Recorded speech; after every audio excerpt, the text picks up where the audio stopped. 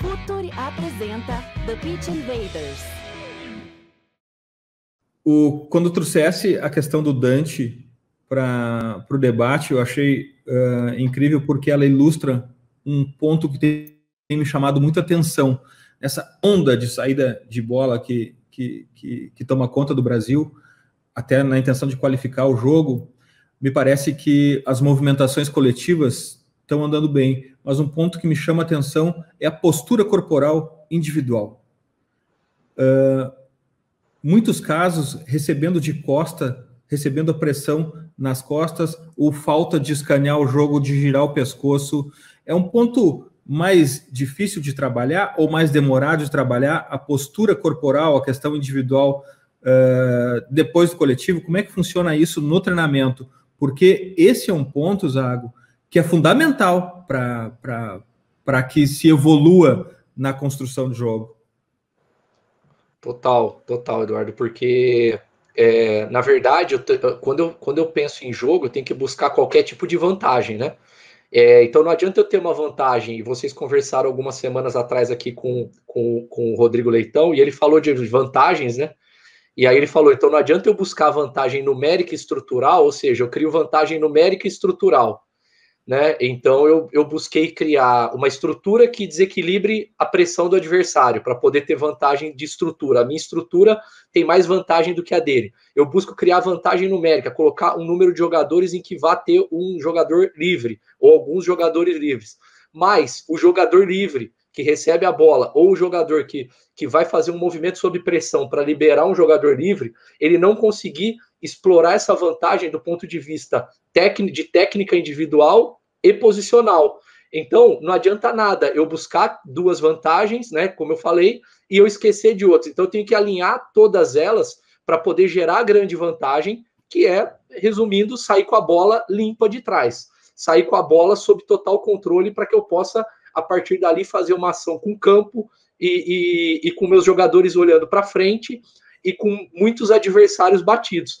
Então, a questão da técnica individual, eu bato muito nisso, quando eu sou questionado, e você tocou num ponto, para mim, ele é decisivo, ela é indissociável com qualquer aspecto do jogo. Então, se eu vou trabalhar aspectos de saída sob pressão, os meus jogadores têm que dominar time de passe, pé de recepção de bola, pé de condução de bola, perna de proteção de bola, porque às vezes eu vou ter que dominar a bola num pé mais distante da pressão para poder fazer uma ação de proteção e condução.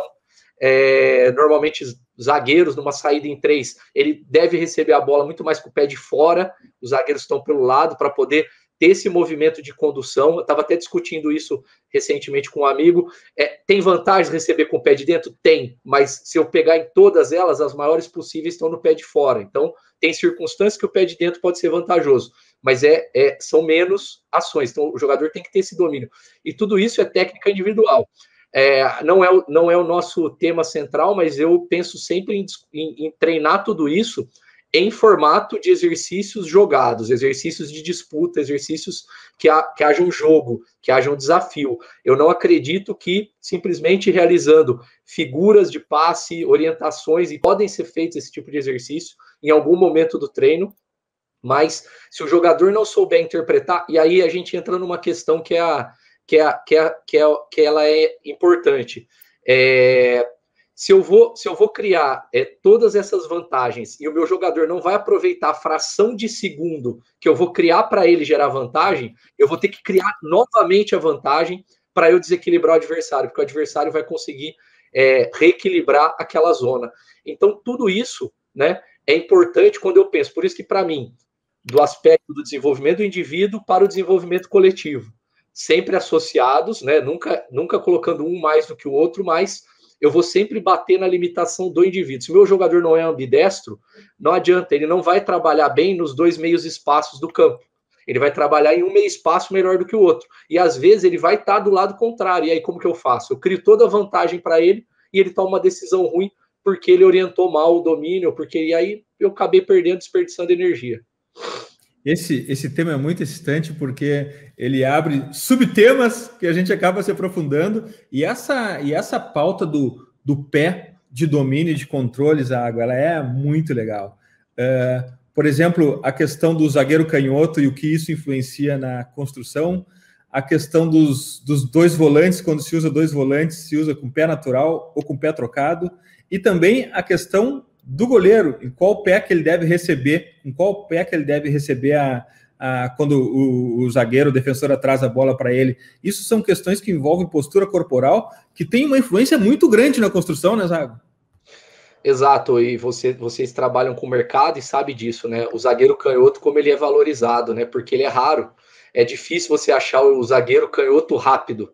Aí, quando acha o zagueiro canhoto rápido, ele tem que ter uma determinada biotipo, uma determinada altura, uma determinada capacidade, porque realmente faz muita diferença se eu estou pretendendo fazer uma primeira fase de construção limpa, que a perna de fora do jogador na construção, ela tenha muita vantagem, porque de alguma forma eu vou ter uma estrutura me pressionando de frente, eu posso receber pressão vinda do lateral, do ponto oposto, vindo de fora para dentro, e se eu só tenho o pé de dentro como domínio, né, se eu estou com o pé invertido, isso limita muito minhas possibilidades, e facilita algumas ações de pressão do meu adversário, e geralmente ele vai me induzir a jogar exatamente nessa condição, né, na pressão vai falar, ó, o zagueiro do lado esquerdo é destro, vamos fazer ele jogar, né? Vamos jogar ele para fora com a perna esquerda dele, que aí vai me obrigar a começar a fazer bola longa na paralela.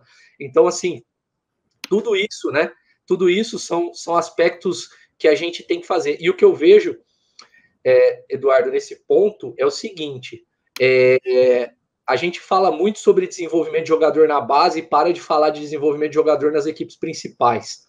Esse tipo de repertório, se o jogador foi bem desenvolvido do ponto de vista motor, tá? Não estou falando técnico, estou falando motor. Ou seja, que a maior parte dos jogadores profissionais geralmente foi bem desenvolvida, se a gente estiver falando aí de um corte de nível melhor, das melhores 40 equipes do Brasil, 50 equipes, com um pouco de exercitação e bastante informação e vídeo, você consegue melhorar bastante para que ele se torne um ambidestro funcional. E quando a gente fala, né, eu sei que vocês entendem perfeitamente o que eu quero dizer, ambidestria funcional é conseguir resolver problemas emergenciais com boas respostas para ações simples.